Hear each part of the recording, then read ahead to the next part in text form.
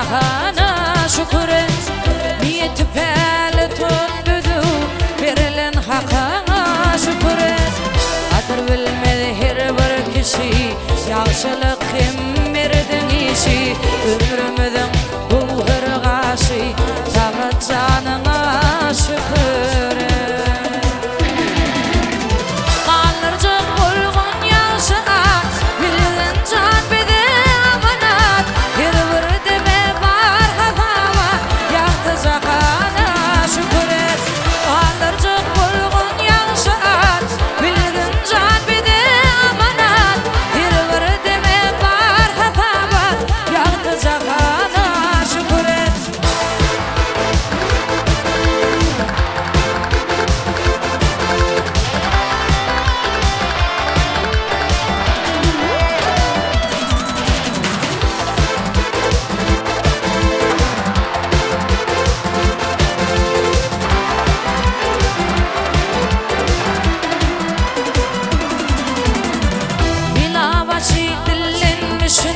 Köpler bunu bilmemişsin.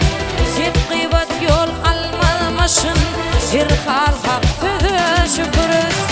Yer bilir harc etmeli, hak işe niyet etmeli.